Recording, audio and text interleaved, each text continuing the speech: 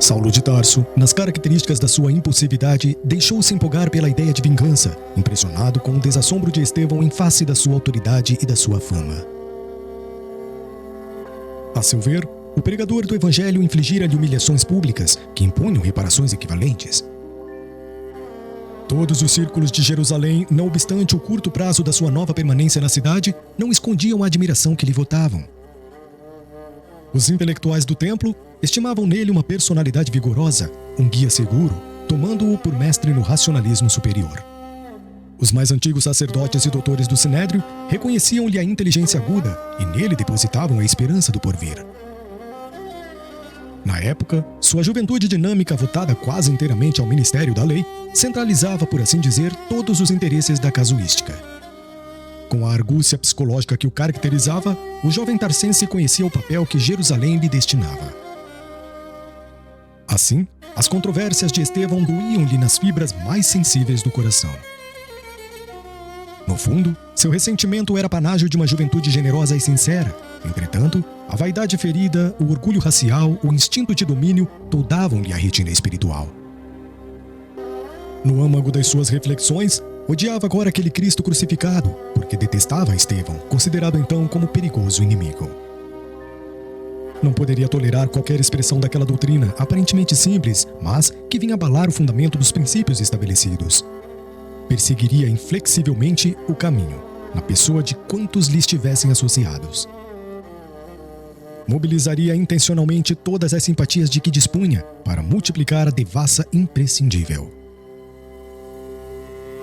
Certo, deveria contar com as admoestações conciliatórias de um Gamaliel e de outros raros espíritos que, a seu ver, se deixavam embair pela filosofia de bondade que os galileus haviam suscitado com as novas escrituras, mas estava convencido de que a maioria farisaica, em função política, ficaria a seu lado, animando-o na empresa começada. No dia seguinte à prisão de Estevão, procurou arregimentar as primeiras forças com a máxima habilidade. A cata de simpatia para o amplo movimento de perseguição que pretendia efetuar, visitou as personalidades mais eminentes do judaísmo, abstendo-se, contudo, de procurar a cooperação das autoridades reconhecidamente pacifistas. A inspiração dos prudentes não interessava. Necessitava de temperamentos análogos ao seu para que o cometimento não falhasse. Depois de concertar largo projeto entre os compatrícios, solicitou uma audiência da corte provincial para obter o apoio dos romanos encarregados da solução de todos os assuntos políticos da província. O procurador, apesar de residir oficialmente em Cesareia, estagiava na cidade e ali tivera notícia dos fatos interessantes da véspera. Recebendo a petição do prestigioso doutor da lei, hipotecou-lhe solidariedade plena, elogiando as providências em perspectiva.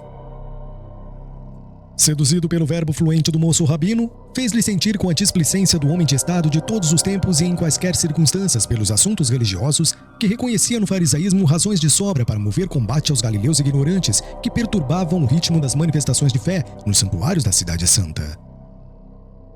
Concretizando as promessas, concedeu imediatamente ao moço de Tarso a necessária outorga para o feito colimado, ressalvando, naturalmente, os direitos de natureza política que a suprema autoridade romana devia manter intangíveis. Entretanto, bastava ao novel rabino a adesão dos poderes públicos aos projetos aventados.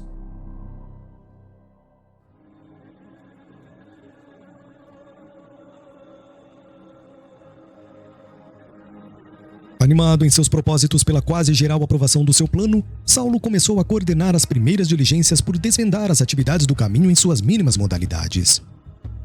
Obcecado pela ideia da desforra pública, idealizava quadros sinistros na mente superexcitada. Tão logo fosse possível, prenderia todos os implicados.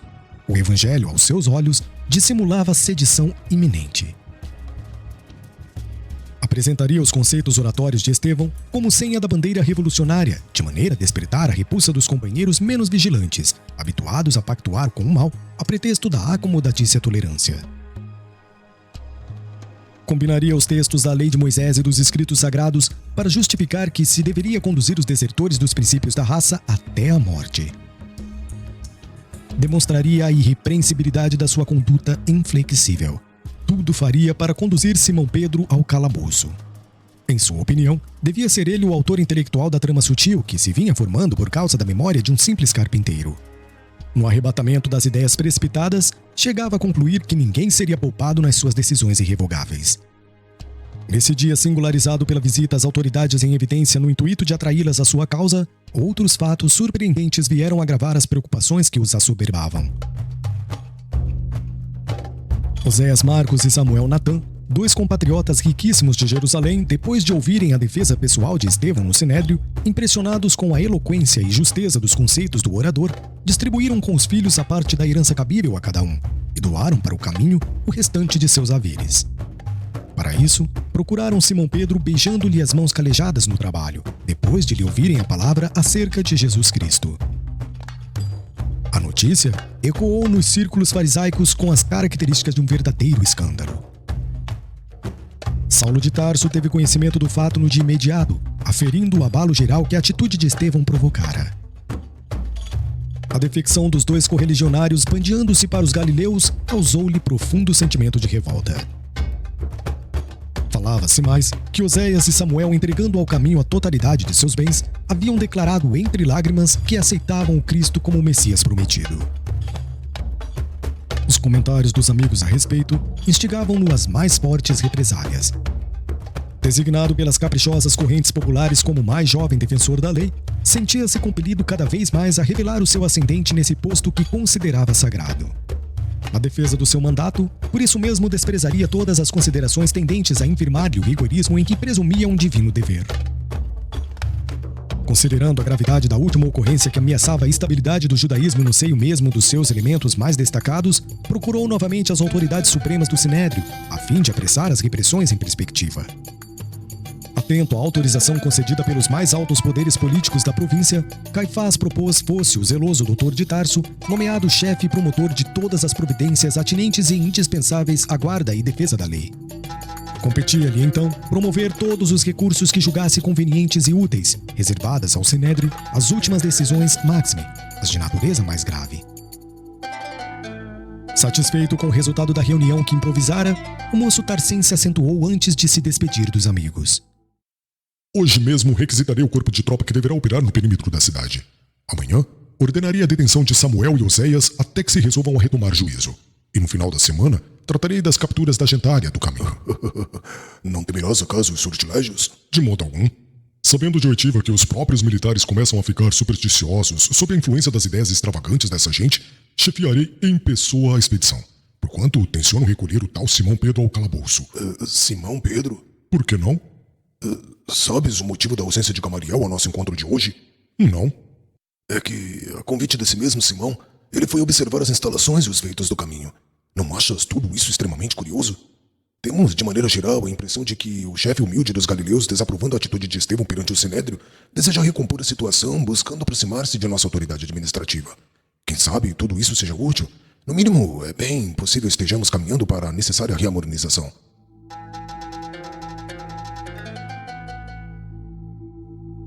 Saulo mostrava-se mais surpreso porque estupefato. Ora, mas que venha a ser tudo isso? Gamaliel visitando o caminho? Chego a duvidar da sua integridade mental. Sabemos que o mestre sempre pautou seus atos e pensamentos com a máxima correção. Era justo se negasse a tal convite em consideração a nós outros. Entretanto, se tal não fez, é igualmente preciso não desacatemos a deliberação tomada, certo? Com a nobreza de objetivos que sempre o inspirou. De acordo.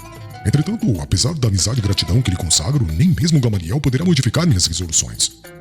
É possível que Simão Pedro se justifique, saindo ileso das provas a que será submetido, mas, seja como for, terá de ser conduzido ao cárcere para as necessárias inquirições. Desconfio da sua aparente humildade. Com que fim se abalançaria ele a deixar suas redes para arvoraçar-se em benfeitor gracioso dos pobres de Jerusalém? Veja em tudo isso propósitos de sedição que não devem andar muito longe. Os mais humildes e ignorantes caminham à frente dos perigos. Os senhores da destruição aparecem depois. A palestra animou-se ainda algum tempo acerca da expectativa geral dos acontecimentos que se aproximavam, até que Saulo se despediu e voltou para casa, disposto a assentar os últimos detalhes do seu plano. A prisão de Estevão tivera na igreja modesta do caminho ampla repercussão, despertando justificados receios aos apóstolos da Galileia. Pedro recebera a notícia com profunda tristeza. Encontrara no rapaz de Corinto um auxiliar devotado e um irmão. Além disso, pela nobreza de suas qualidades afetivas, Estevão se tornara uma figura central a focalizar todas as atenções. Para sua fronte inspirada, convergiam numerosos problemas em cuja solução o ex-pescador de Cafarnaum não mais dispensava sua prestigiosa cooperação. Amado pelos aflitos e sofredores, tinha sempre a palavra de bom ânimo que levantava o mais desalentado coração. Pedro e João preocuparam-se mais por amor que por quaisquer outras considerações.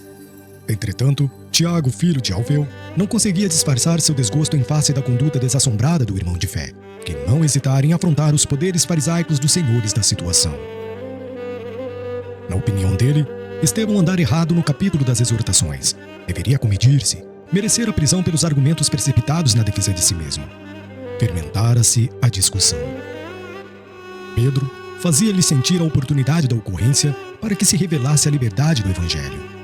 E reforçava os argumentos com a lógica dos fatos. A resolução de Oséias e Samuel, entregando-se ao Cristo, era invocada para justificar o êxito espiritual do caminho. Toda a cidade comentava os acontecimentos, muitos se aproximavam da igreja com um sincero desejo de melhor conhecer o Cristo, e isso devia significar a vitória da causa. Tiago, no entanto, não se deixava vencer pelos mais fortes raciocínios. A discórdia tomava corpo, mas Simão e o filho de Zebedeu sobrepunham a tudo os interesses da mensagem de Jesus. O mestre afirmara-se emissário para todos os desalentados e doentes, e estes já conheciam a igreja humilde de Jerusalém, iluminando-se com a palavra de vida e de verdade.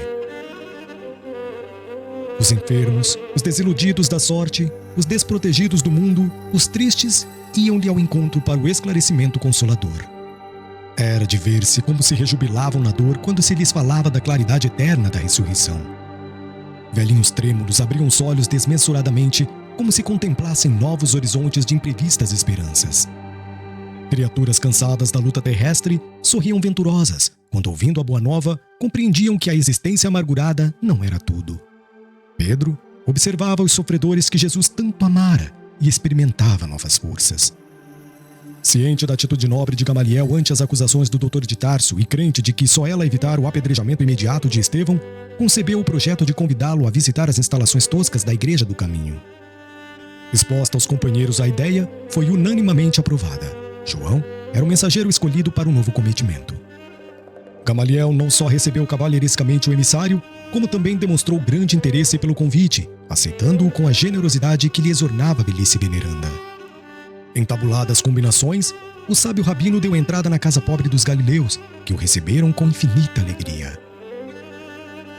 Simão Pedro, profundamente respeitoso, explicou-lhe as finalidades da instituição, esclareceu relativamente os feitos verificados e falou do conforto dispensado aos que se encontravam em abandono. Carinhosamente, ofereceu-lhe uma cópia em pergaminho de todas as anotações de Mateus sobre a personalidade do Cristo e seus gloriosos ensinamentos. Gamaliel agradecia atencioso ao ex-pescador, tratando-o igualmente com deferência e consideração. Dando a entender que desejava expor à sua respeitável apreciação todos os programas da Igreja Humilde, Simão conduziu o velho doutor da lei a todas as dependências. Chegados à longa enfermaria em que se aglomeravam os mais diversos doentes, o grande rabino de Jerusalém não pôde ocultar a máxima impressão, comovido até as lágrimas com o quadro que se lhe deparava aos olhos espantados. Em leitos acolhedores, via anciães de cabelos nevados pelos invernos da vida e crianças esquálidas, cujos olhares agradecidos acompanhavam o vulto de Pedro, como se estivessem na presença de um pai. Não dera ainda 10 passos em torno dos móveis singelos e limpos, quando estacou à frente de um velhinho de miserável aspecto. Imobilizado pela enfermidade que o prostrara, o pobre enfermo pareceu reconhecê-lo igualmente. E o diálogo se travou sem preâmbulos. Samônio, tu aqui? Pois será possível que abandonasses Cesareia? Interrogou Gamaliel admirado. Sois vós, senhor. Ainda bem que um dos meus compatrícios e amigos chegou a observar minha grande miséria. O pranto embargou-lhe a voz, impedindo-o de continuar. Mas os teus filhos e os parentes, na posse de quem estão tuas propriedades da Samaria? Perguntava ao velho mestre perplexo. Não chores. Deus tem sempre muito para nos dar. Decorrida a longa pausa em que Samônio pareceu coordenar as ideias para explicar-se, conseguiu limpar as lágrimas e prosseguir. Senhor, como já Vi meu corpo apodrecer entre os confortos de minha casa. Jeová, em sua sabedoria, reservava-me longas provanças. Denunciado como leproso, em vão solicitei socorro dos filhos que o Criador me concedeu na mocidade. Os familiares deram-se pressa em partir, deixando-me sozinho. Os amigos que se banqueteavam comigo em Cesareia fugiram sem que os pudesse ver. Fiquei só e desamparado. Um dia, para a suprema desesperação da minha desdita, os executores da justiça procuraram-me para notificar a sentença cruel. Combinados entre si, a conselho da iniquidade, meus filhos destituíram-me de todos os bens, assenhoraram-se de minhas posses e dos títulos em dinheiro que representavam as esperanças de uma velhice honesta. Por fim, e para cúmulo de sofrimentos, conduziram-me ao Vale dos Imundos, onde me abandonaram como se fora um criminoso sentenciado à morte. Senti tanto abandono e tanta fome. Experimentei tamanhas necessidades. Talvez pela minha vida passada no trabalho e no conforto, fugi do Vale dos Leprosos, fazendo longa jornada a pé, esperançoso de encontrar em Jerusalém as amizades valiosas de outrora. Ouvindo o relato doloroso, o velho mestre tinha os olhos úmidos.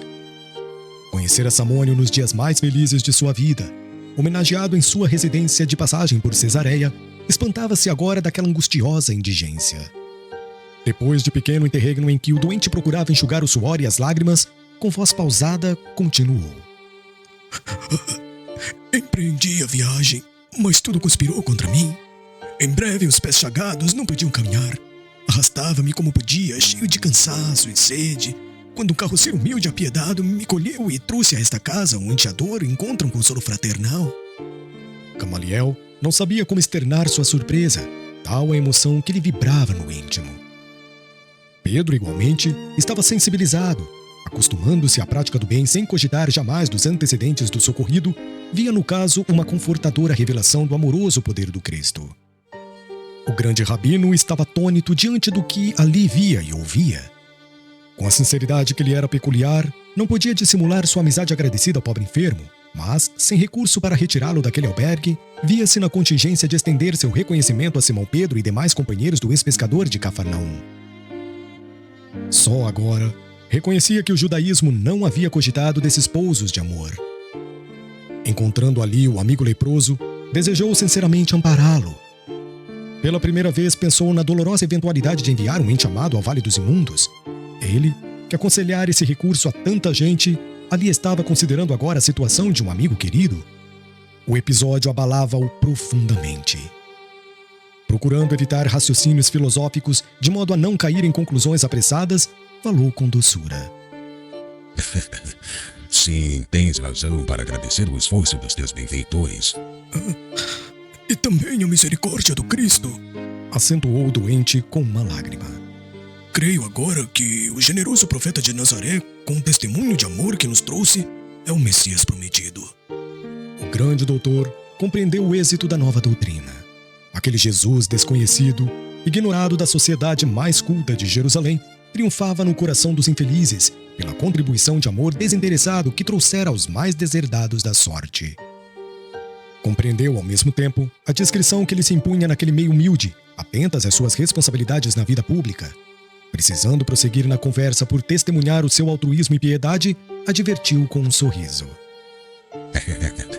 Acredito que Jesus de Nazaré de fato foi um modelo de renúncia em prol de ideias que até hoje não pude perquirir ou compreender, mas daí a considerar o próprio Messias, Essas palavras reticenciosas davam a compreender o escrúpulo do seu coração delicado entre a lei antiga e as novas revelações do Evangelho. Simão Pedro assim o entendeu e de balde procurava um meio para desviar a palestra no outro rumo.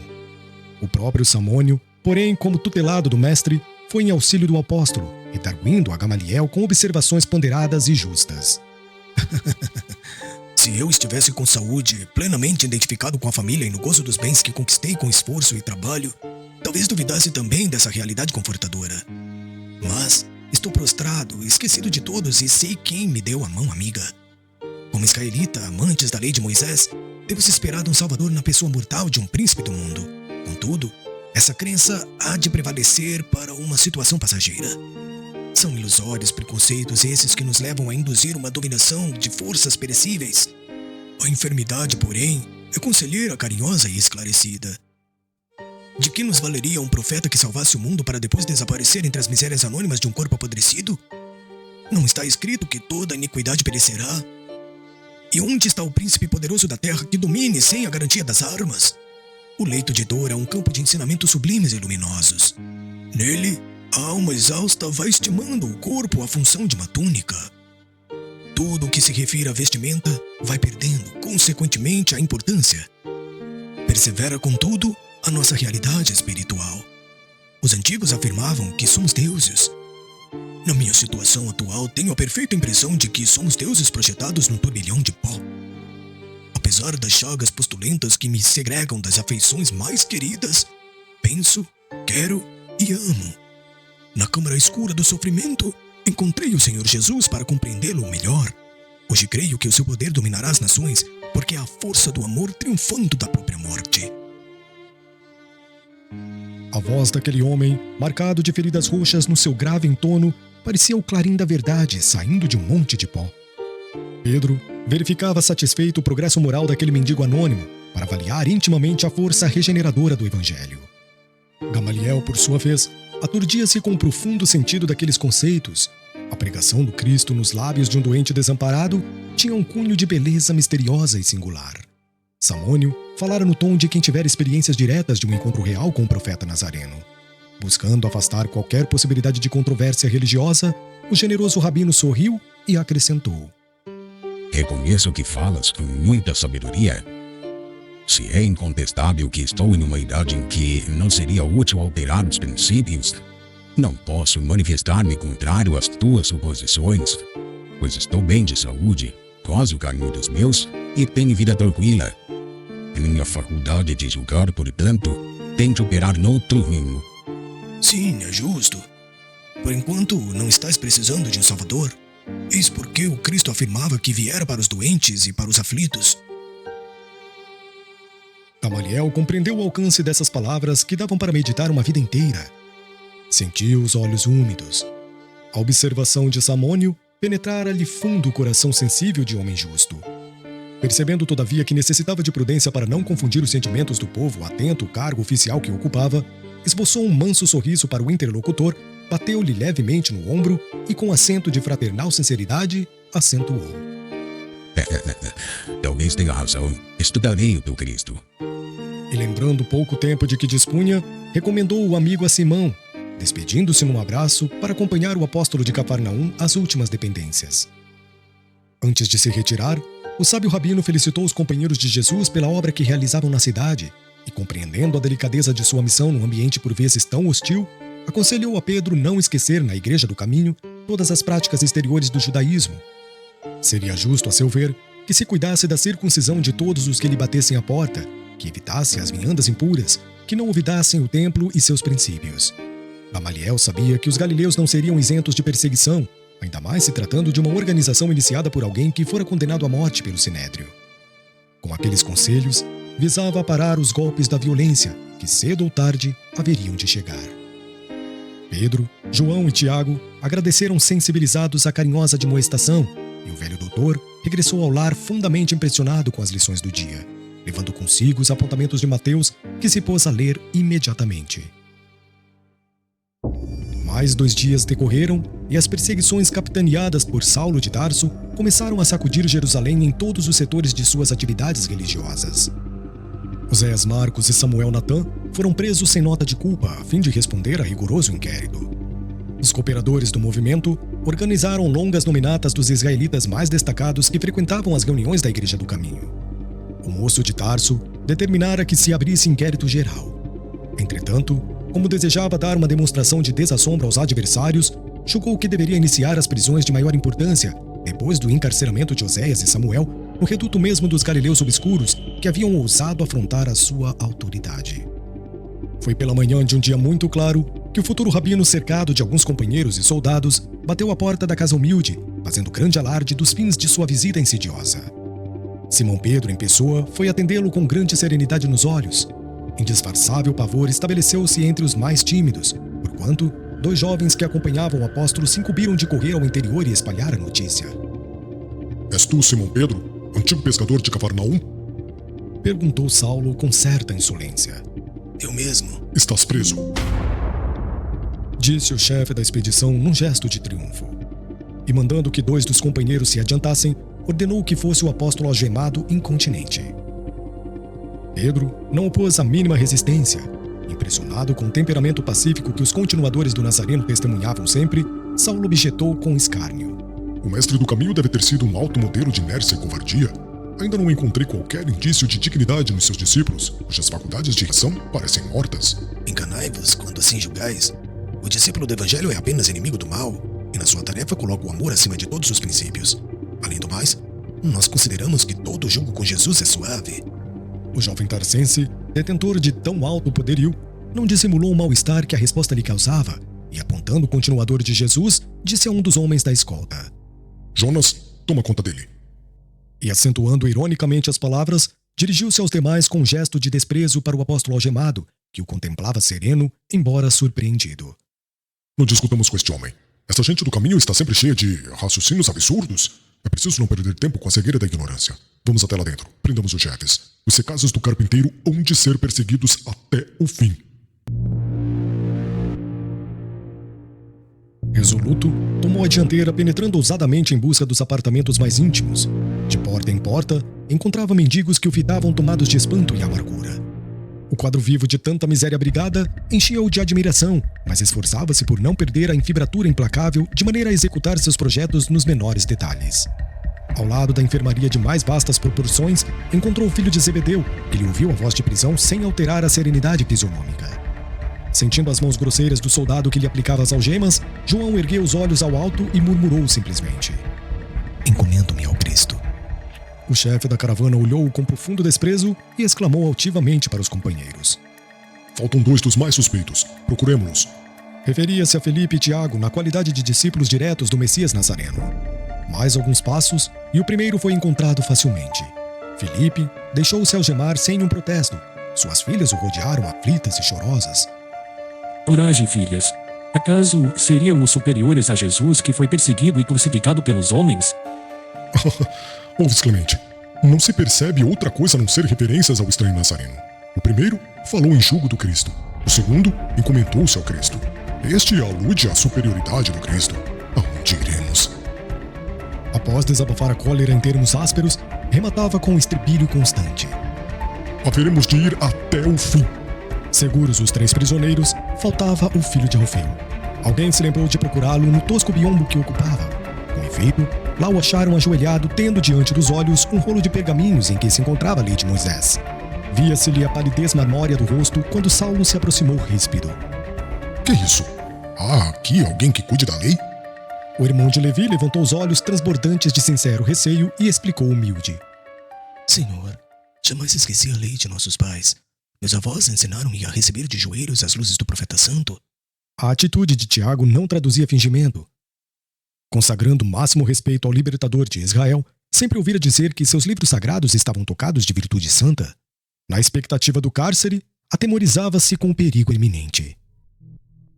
Não pudera compreender maiormente, como outros companheiros, o sentido divino e oculto das lições do Evangelho.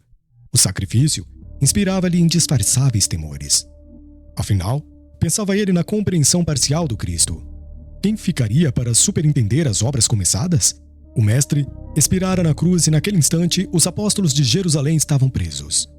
Precisava defender-se com os meios possíveis ao seu alcance. Imaginou recorrer às virtudes sobrenaturais da lei de Moisés, de acordo com as velhas crenças. Genuflexo esperara os verdugos que se aproximavam. Em face da atitude imprevista de Tiago, Saulo de Tarso estava atônito. Só os espíritos profundamente aferrados ao judaísmo liam de joelhos os ensinamentos de Moisés. Em sã consciência, não poderia ordenar a prisão daquele homem. O argumento que justificava sua tarefa perante as autoridades políticas e religiosas de Jerusalém era o combate aos inimigos das tradições. Mas não sois amigo do carpinteiro? Com invejável presença de espírito, o interpelado respondeu: Não me consta que a lei nos impeça de ter amigos. Paulo perturbou-se, mas prosseguiu: Mas que escolheis? A lei ou o evangelho? Qual dos dois aceitais em primeiro lugar? A lei é a primeira revelação divina.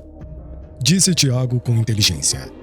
Ante a resposta que o desconcertava de alguma sorte, o moço de Tarso refletiu um momento e acrescentou, dirigindo-se aos circunstantes. Está bem. Este homem fica em paz. O filho de Alfeu, intimamente satisfeito com o resultado de sua iniciativa, acreditava agora que a lei de Moisés estava tocada de graças vivas e permanentes. A seu ver, fora o código do judaísmo o talismã que o conservara em liberdade.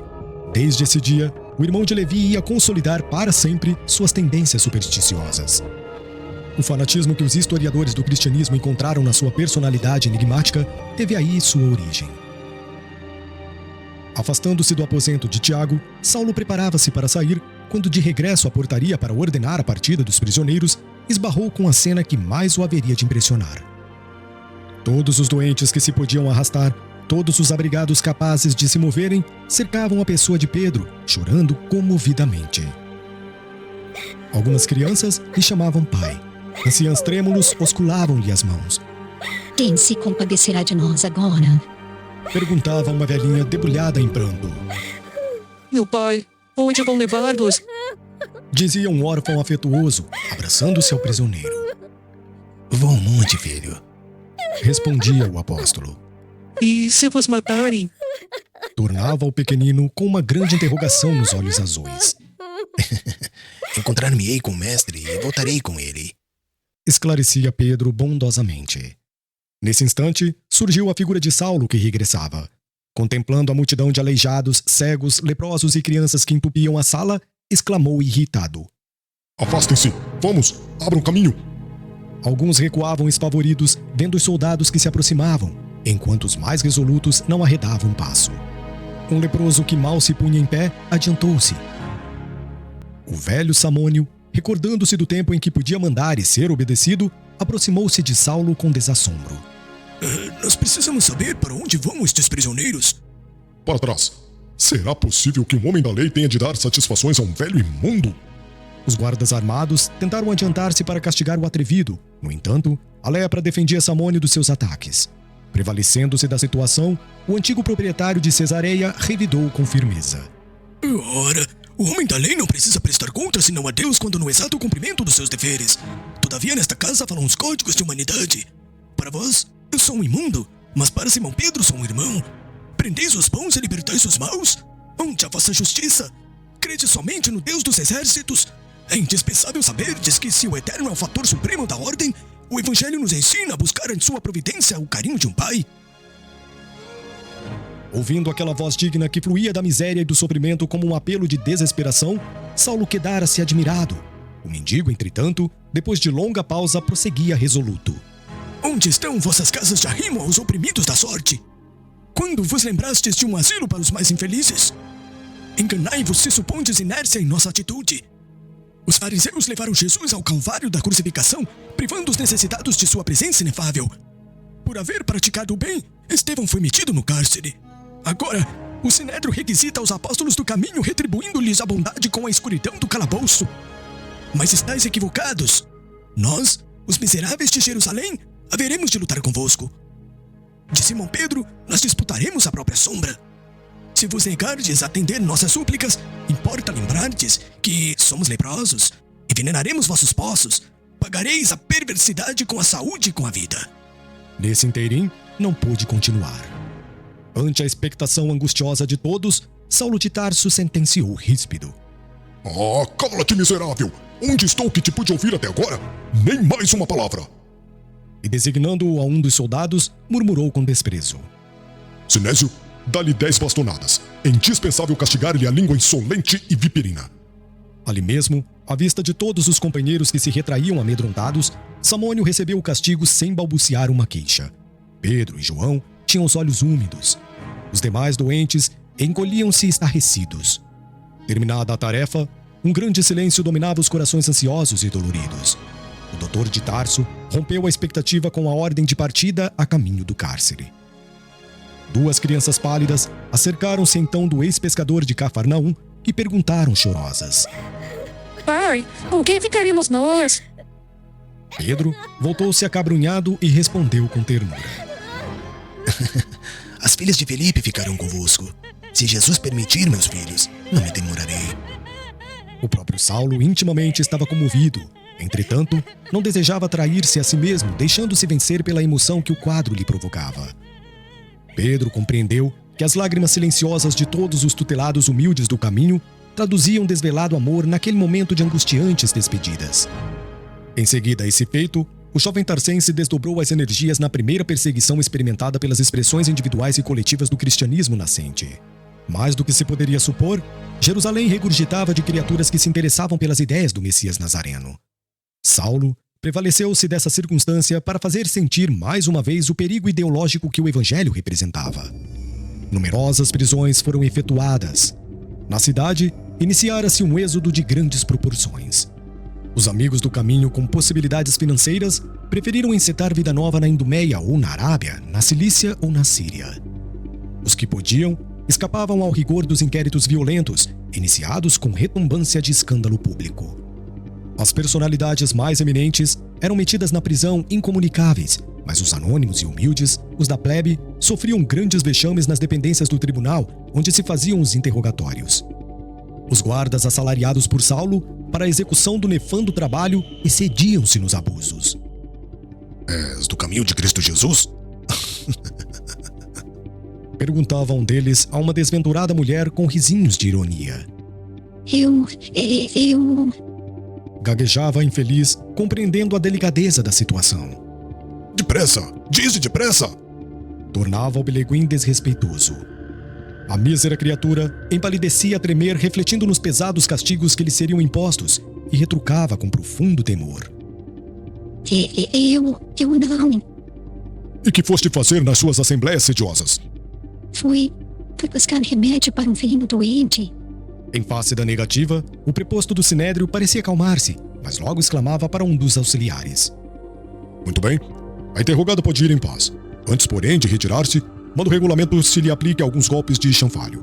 E era inútil resistir. Naquele tribunal singular, por longos dias, verificaram-se punições de toda a espécie. Das respostas do querelado dependiam o encarceramento, os açoites, o chanfalho, as bastonadas, as macerações e os apupos.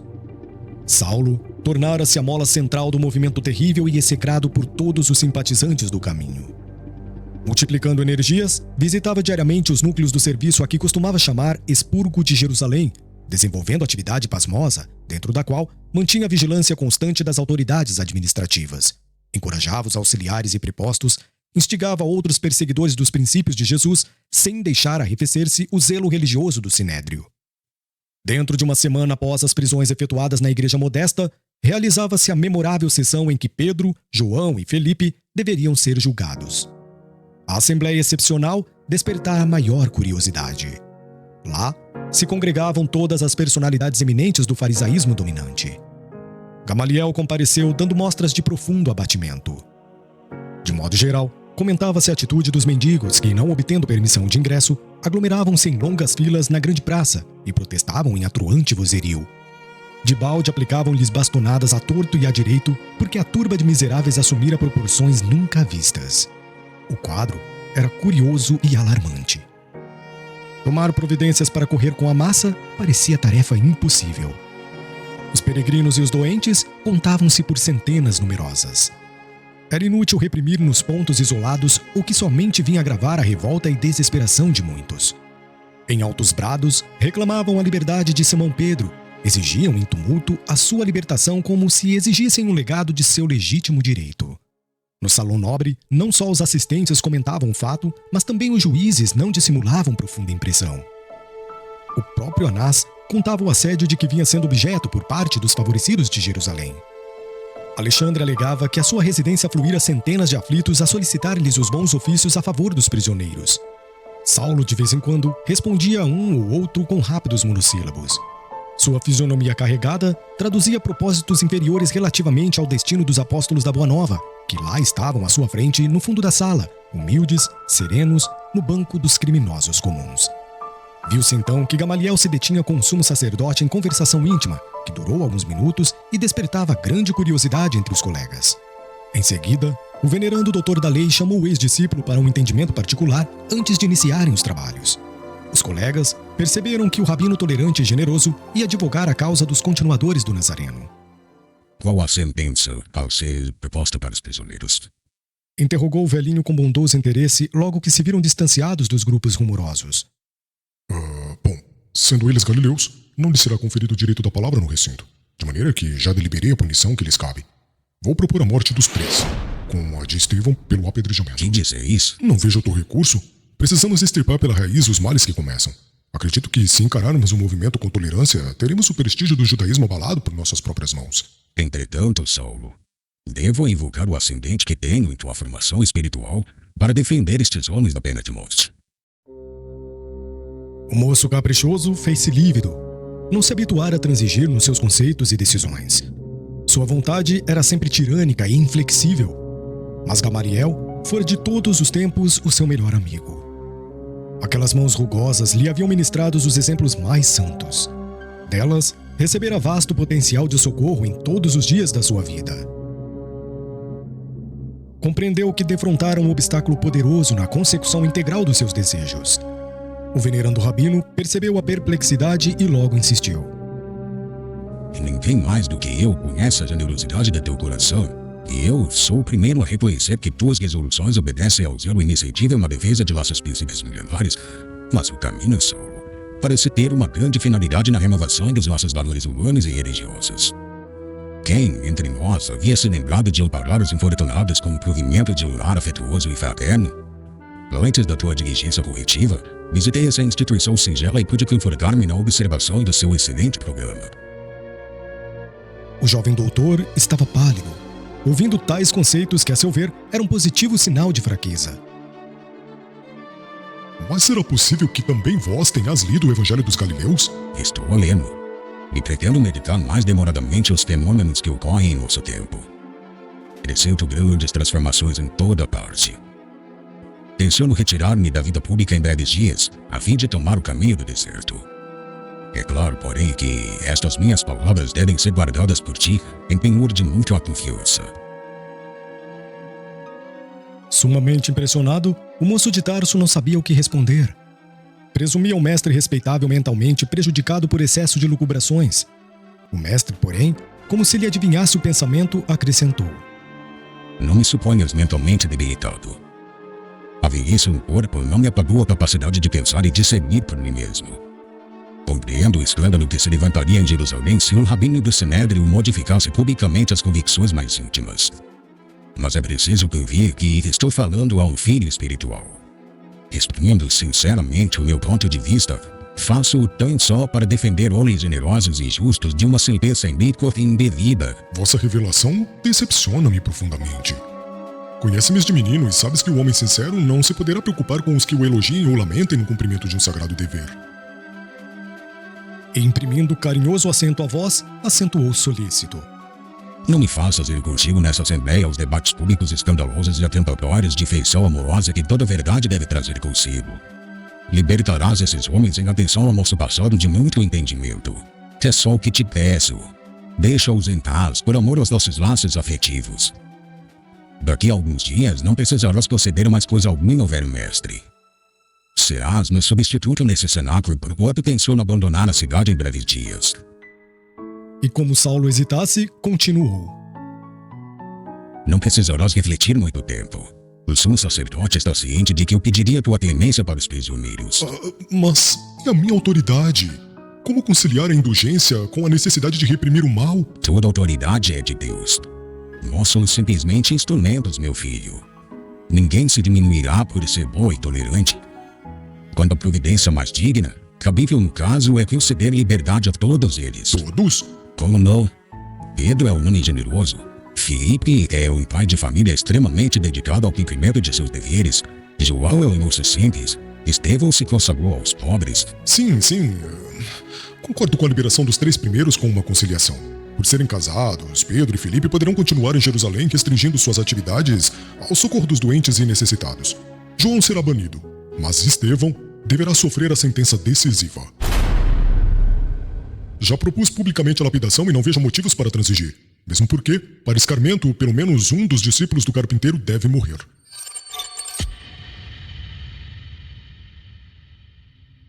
Gamaliel compreendeu a força daquela resolução pela veemência das palavras que a traduziam. Saulo deixara bem claro que não transigiria quanto ao taumaturgo. O velho rabino não insistiu. Para evitar um escândalo, entendeu que Estevão pagaria com o sacrifício. Aliás, considerando o temperamento voluntarioso do ex-discípulo a quem a cidade havia conferido atribuições tão vastas, já não era pouco obter clemência para os 3 homens justos, consagrados ao bem comum. Compreendendo a situação, acentuou o respeitável rabino. Pois bem, assim seja. E com um sorriso de bondade, deixou o moço algo preocupado e perplexo. Daí a instantes, com surpresa geral da Assembleia, Saulo de Tarso da tribuna propunha a libertação de Pedro e Filipe, o banimento de João e reiterava o pedido de apedrejamento para Estevão, por considerá-lo o mais perigoso dos elementos do caminho. As autoridades do Sinédrio, apreciando os alvitres com satisfação por saberem que a medida agradaria a turba numerosa, afirmaram seu unânime consentimento e a morte de Estevão foi aprazada para 1 semana depois, convidando Saulo e os amigos para a triste cerimônia pública que ele próprio haveria de presidir.